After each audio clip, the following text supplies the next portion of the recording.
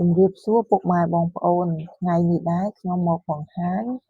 ពីរបៀបធ្វើទឹកតៅហ៊ូឲ្យមានរសជាតិឆ្ងាញ់យើងអាចញ៉ាំជាមួយនឹងសាច់គោអាំងគោឡើងភ្នំគោកិច្ចឬក៏គោត្រកួនក៏បានដែរតាមចំណូលចិត្តបើនិយាយពីវិធីធ្វើវិញងាយស្រួលមែនទែនមានលក្ខណៈខុសគ្នាតែបន្តិចទេហើយរសជាតិវិញធានាថាឆ្ងាញ់មិនចាញ់ទឹកជ្រលក់នៅក្នុងហាងប្រមាណទេអរគុណពុកម៉ែបងប្អូនដែលតែងតែចូលចិត្តមើលវីដេអូចែករំលែកមុខម្ហូបប្រចាំថ្ងៃរបស់ខ្ញុំសូមបងប្អូនជួយចុច Subscribe ឬចុចសញ្ញារូបកណ្ដឹងម្នាក់មួយផងឥឡូវយើងទៅមើលពីគ្រឿងផ្សំមានទឹកដោះគោខាប់ទឹកតៅហ៊ូខ្ទឹមសម្ទេសនិងក្រូចឆ្មាបន្ទាប់មកខ្ញុំយកម្ទេសនិងខ្ទឹមសពុកម៉ែបងប្អូនយកទៅក្លុកនឹងម៉ាស៊ីនឲ្យម៉ត់សិនបន្ទាប់ពីក្លុករួចហើយដួសម្ទេសដែលយើងក្លុកហ្នឹងបងប្អូនដួសដាក់ចានម្លែកសិនបន្ទាប់មកយើងយកតៅហ៊ូហ្នឹងយើងដួសតាសាច់កាកណាបងប្អូនដួសតាចំណែកកាកទៅបន្ទាប់ពីដួសរួចហើយយើងយកទៅដាក់ក្នុងម៉ាស៊ីនក្លុកពុកម៉ែបងប្អូនដាក់ក្នុងម៉ាស៊ីនក្លុកបន្ទាប់មកខ្ញុំថែមក្រូចឆ្មាចំនួន3ផ្លែពុកម៉ែបងប្អូនសម្រាប់ទឹកតៅហ៊ូចំនួន1កែវយើងប្រើតែ3ផ្លែសិនទៅបានហើយពុកម៉ែបងប្អូនបើសិនជាយើងក្លុកហើយរឿងស្ទើរជូរស្ទើរអីយើងអាចថែមតាមក្រោយបានណាពុកម៉ែបងប្អូនរួចហើយខ្ញុំបន្ថែមជាមួយនឹងទឹកដោះគោខាប់ចំនួន4ស្លាបព្រាបាយម្សៅរ៉ូឌី1ចុងស្លាបព្រាបាយស្ករស3ស្លាបព្រាបាយប៊ីចេងតាមចំណូលចិត្តបងប្អូនដាក់បន្តិចក៏បានមិនចង់ដាក់ក៏បានដែរហើយខ្ញុំប្រើទឹកត្រីចំនួន2ស្លាបព្រាបាយបន្ទាប់មកខ្ញុំយកទឹកតៅហ៊ូយកទៅក្លុកក្នុងម៉ាស៊ីនក្លុកវាឲ្យម៉ត់ល្អបន្ទាប់ពីក្លុករួចហើយខ្ញុំដួសដាក់ចានពេលដែលដួសដាក់ចានណាបងប្អូនមើលទៅឃើញទឹកតៅហ៊ូយើងវារាងខាប់បន្តិចបន្ទាប់មកយើងបន្ថែមជាមួយនឹងទឹកឆ្អិនណាពុកម៉ែបងប្អូនបន្ថែមទឹកឆ្អិនបន្តិចទៅ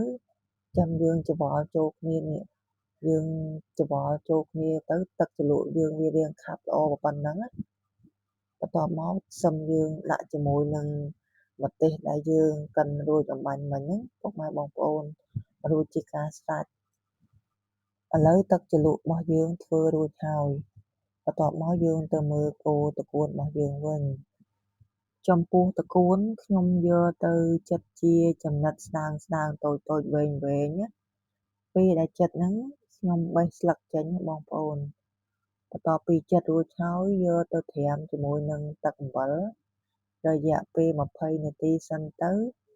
ដើម្បីឲ្យវាចេញជាតិជ័រអស់បន្ទាប់មកសូមយើងយកទៅលាងទឹកចេញរួចជាការស្រេចបើសិនជាបងប្អូនចង់ចេះពីវិធីធ្វើទឹកតៅហ៊ូឲ្យមានរសជាតិឆ្ងាញ់អាចធ្វើតាមវិធីរបស់ខ្ញុំបានធានាថារសជាតិឆ្ងាញ់ហ្មងបងប្អូនមិនមែនចេះតែអួតទេប៉ុន្តែរសជាតិធានាហ្មងបងប្អូនអត់ជឿអាចសាកធ្វើបានយើងចំណាយលុយតិចណាប៉ុន្តែយើងចំណេញយើងអាចញ៉ាំហើយយើងសល់អាចទុកក្នុងទូទឹកកកញ៉ាំនៅថ្ងៃក្រោយទៀតណាបងប្អូនចំពោះសាច់គោខ្ញុំប្រើចំនួន2ខាំខ្ញុំប្រើសាច់សុទ្ធបងប្អូនបន្ទាប់មកខ្ញុំយកមកហាន់ជាចំណិតស្ដើងណាពីព្រោះត្រកួនយើងហាន់ជាចំណិតតូចដែរអញ្ចឹងយើងហាន់ជាចំណិតស្ដើងទៅ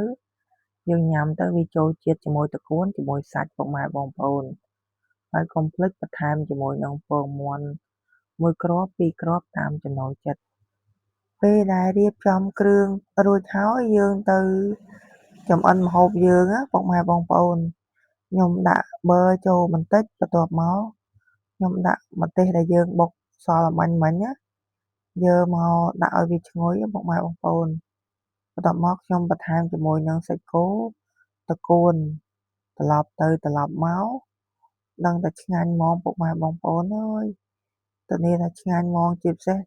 ជាមួយនឹងទឹកជ្រលក់របស់យើងទៀត កាន់តែពិសេសមែនទែនសម្រាប់មុខម្ហូបនេះដែរយើងអាចញ៉ាំជាលក្ខណៈគ្រួសារជាមួយបាយឬក៏ប្រើជាគ្រឿងក្លែមកាន់តែពិសេសហ្មងពុកម៉ែបងប្អូន